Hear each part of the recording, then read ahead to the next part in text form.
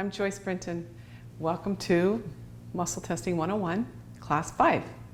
Today's class we're going to talk about personal boundaries. Some of you might think, oh wow, I've heard about this before. But then you might also think, wow, I don't really know much about boundaries. First of all, you got to think about our world that we live in today. We live in a world full of boundaries. The walls in this room are a boundary. The floors are a boundary. The sky is a boundary. Okay? We drive in our cars, it's a boundary. We have lines down the road in the highway that says, don't drive over that lane is yours, and this lane I'm in, okay? Everywhere you look, there are boundaries. We have boundaries around our communities. I live in Arizona, and the community I live in has walls around it. Most of the communities in Arizona do. I love it back east. They don't have that. Back east, they have wonderful flowing yards that all flow together. But everywhere you look, there are boundaries. We have doors on our front door so people don't get in. We have windows so people don't get in and infringe on our boundaries. Just so you kind of get a feel for boundaries are everywhere. So, of course, we would personally need to have boundaries. Okay? Our first boundary is a physical boundary. That's your own personal physical comfort zone. Okay? You have a zone around you that says, this is where I'm comfortable with people coming into my space. Boundaries are fluid. They're going to go up and down with people, whoever you're with. If it's a complete stranger, obviously your boundary will probably be a lot further out than if it was with somebody you really knew and you were close to. Okay? You need to know your comfort zones. That's a healthy physical boundary. The way physical boundaries, the way you identify what your comfort zone is, usually you feel it in this part of your body, the solar plexus. Okay? If somebody is coming into your physical space and your stomach starts to tighten, or your neck tightens up, or you hold your breath, those are usually an indication that that's not comfortable for you. If you ignore that and let it go, then you allow people to infringe on your boundaries. So, one of the ways that physical boundaries are violated are by physical violence or physical abuse. Another way is through incest. Another way is through neglect. Why neglect, you say? Because your needs are not being met, so your physical needs are not being met, so that becomes a physical boundary. Okay? One of the things that I have watched over and over and over again especially with children that I worked with years ago, is when they have been violated and then you ask them to give a hug to the person who violated them, they will hold their breath or they will give them a teepee hug. You know how you stand away from them? Okay? So physical boundaries are your way of identifying it. This is my space and this is their space. It's your way of identifying this is who I am and this is who they are. Boundaries are how we know who we are. People say to you, oh, you've got to have confidence, you've got to have self-esteem. What you really need is boundaries. Because if you have boundaries, you know who you are. If you know where your physical space is most comfortable, okay, then that's a first indication that, okay, I've got boundaries there. People who've been violated, either by physical violence, incest, or neglect, then they most likely will not have physical boundaries until they've actually worked on it and made an effort.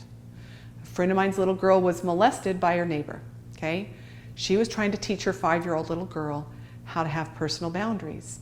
They were in a grocery store line and she was teaching her, if you start to feel that yucky feeling in your stomach, let me know. So they're in a line, there was a man in front of them, and the little girl said, Mom, I don't feel comfortable right now. I have a yucky feeling in my stomach. She said, okay, what do you want me to do? She said, I want you to move. She goes, okay. So she moved to a different cashier. If we're teaching our children boundaries, be prepared to honor them when they share things with you. Sometimes they'll share things with you in the most inopportune times or in a really uncomfortable setting.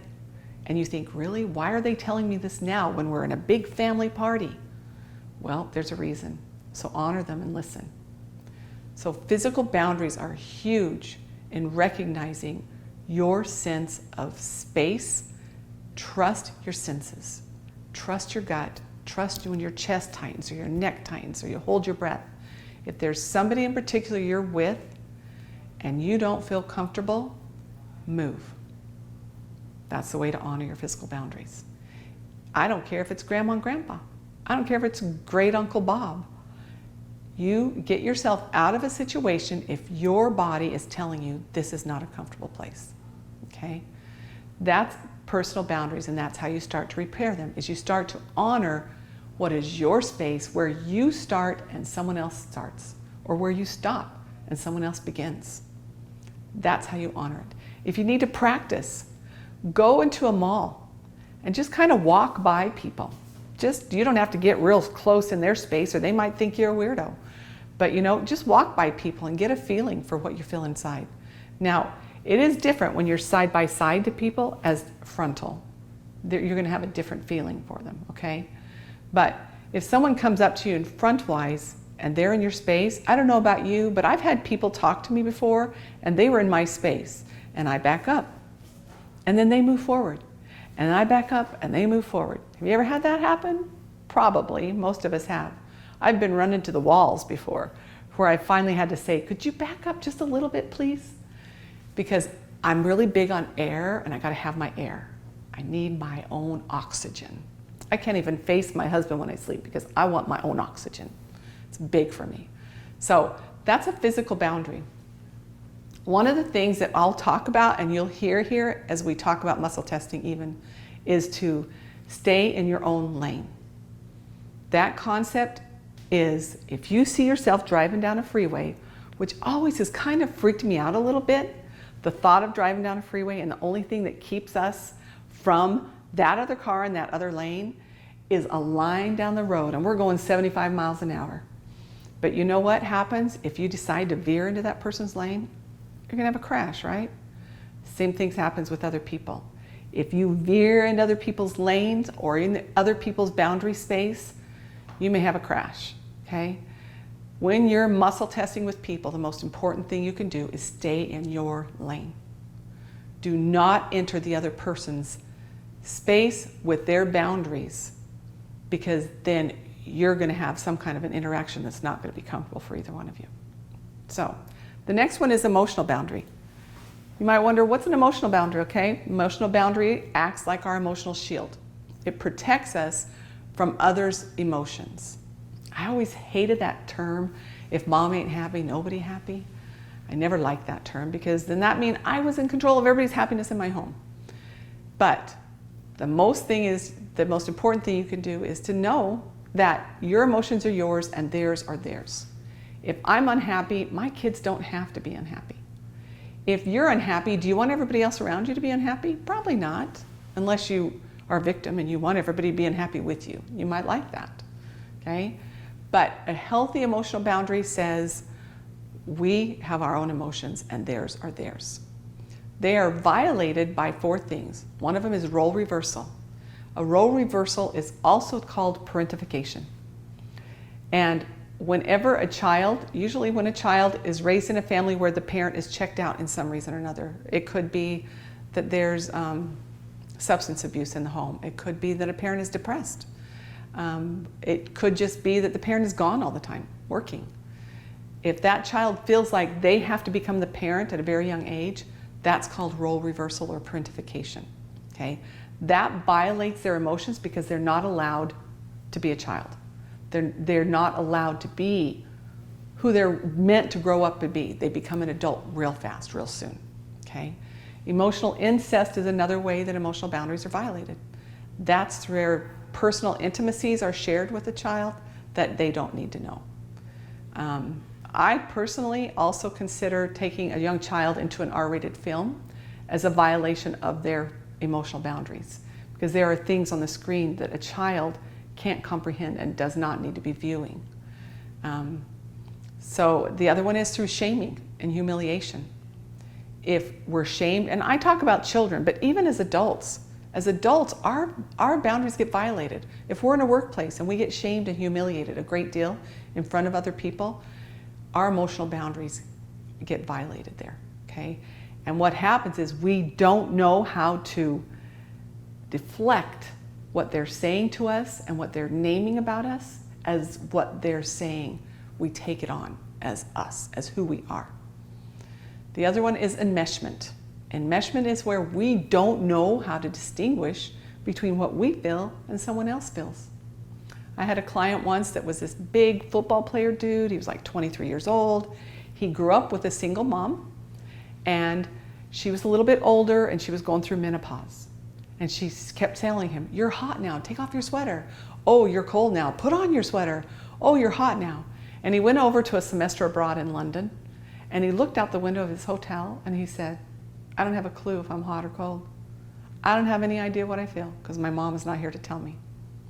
So enmeshment is where we don't know how to distinguish what we feel as someone else. We are so enmeshed with them that we feel everything they feel and think it's us and think it's ours, okay? The way to start to repair emotional boundaries, one is writing about what's yours and what's not, okay? I'm big on writing. Get yourself a spiral notebook if you want to start building your personal boundaries. Start writing about what you've experienced. Also recognize what are your feelings as separate from someone else's feelings, so that you are not identifying with, okay, it's this, you know, when your friend's really depressed, if you're depressed with them, are you really much help to them? Not really, okay? So if your friend's depressed, you can listen to them, you can hear them, they're depressed, but it doesn't mean you take on their depression. It doesn't mean you have to be depressed with them, okay? So that is emotional boundaries. The next one is intellectual boundaries. And not very many people talk about this or have heard about this, but this one I think is probably one of the most common boundaries that are violated on a daily basis. An intellectual boundary is we trust how we view the world. How we see the world is how we see it. That's a healthy intellectual boundary, okay? It is violated through denial. If we say something to somebody, okay, this is what I see. Okay, for an example, if I were to say to you, the sky is blue, and you see it as pink. And I say to you, no, it is absolutely blue. And you say, but I see it as pink, but I don't know. Oh, here's another perfect one. I grew up, my brother and I were very close. He's 2 years older than I am. I loved him, I worshiped him. I thought he was the best friend I ever had. But I would say anything he liked just so he would like me. He loved certain kinds of music. We grew up in the 70s. And if I turned on the radio and a song came on that was not a song he liked, and if I said, I love this song, and he would say, oh, I don't like the song at all, it's stupid, I would immediately say, oh, I don't like this song either. So what happens with intellectual boundaries, we don't honor our own view of things. We don't honor how we see things. So we learn to deny. We learn to deny how we view it. We learn to deny how our world is and what we view in our world. Okay? Another way that they're violated is by appearances are everything. So as long as we look good, we're good. And I don't know if that resonates at all with you, but a lot of homes who are religious homes, and parents want their families to look good and look religious when people come in their home. They could be fighting one minute, and somebody comes to the front door, and they say, let's look good, guys. We got to let them know that we're a good Christian family. Okay? That's where it is. And you know, here's the other thing too. Here's another example. Dad comes home, he's passed out on the floor drunk. Susie says, oh, Dad's drunk. Mom says, no, Dad's not drunk. He's just sick. In Susie's mind, she says, well, this happens all the time. He smells like alcohol. He's always passed out on the floor sick. I know that he's drunk, but Mom's telling me he's not. So what's true here? This is where we start to question what's real. This is where we start to question what's really happening. They call this the crazy making boundary. Because we start to think, am I crazy or are they crazy? Because this is how I'm viewing things and this is how I'm seeing things, but they're telling me something else. Okay? This is also another way this is violated is by the good times are enshrined and the bad times are forgotten. For example, if Dad just hit Susie, rather than acknowledging the fact that this just happened, then Mom says, oh no, remember Dad just took you to Disneyland, or he just bought you that new dolly. He really does love you. Susie's mind says, Dad just hit me and I don't really feel like he likes me real well right now. But Mom does not acknowledge it. Instead, she just denies it. Okay? And this is where we start to question, okay, what's real? What really happened? Or did it even happen? This is where we also question our own knowingness. I call it knowingness of what has happened in our lives, and we share that with somebody and they say, no, that's not possible. That could have never happened. That's an intellectual boundary violation, okay? They say to you, you're crazy if you think something's wrong here. If you grew up in a home or you're in an office place where things are not communicated well and people are denying you what you know and how you see things, then you start to question it. That's a violation of your intellectual boundaries. This is huge with teenagers. This is where peer pressure comes in. If a teenager knows that taking certain drugs are really not healthy for them and not a good idea, and a friend says, are you kidding? This is not going to hurt you. This is fine. This is no big deal. You'll be fine. I've tried this. It's not a big deal. Your knowingness says, I think it is a big deal. I don't really think this is a good idea. But then you start to question, well, I don't know. They've tried it. They're my good friend. Would they lie to me? I don't know. So if there's somebody, an authority figure over you, who's sharing with you things that you're not believing or seeing or experiencing as truth, then that's when you decide to acknowledge, okay, here's what's truth for me. What is real for me? And acknowledge that. The best way to start to repair intellectual boundaries is to also journal write how you see the world. I know I have a good friend who was really struggling with her intellectual boundaries. So she kept what she called a truth journal. And what she wrote is, every day, my name is this. This is what I know. This is my address. This is what I know. These are my children's names. This is what I know. So that she could start to recognize what is real in her life and what she knew. That's how she started to repair her intellectual boundaries. Okay? Next one is a spiritual boundary. You think, what is that? What could that possibly be?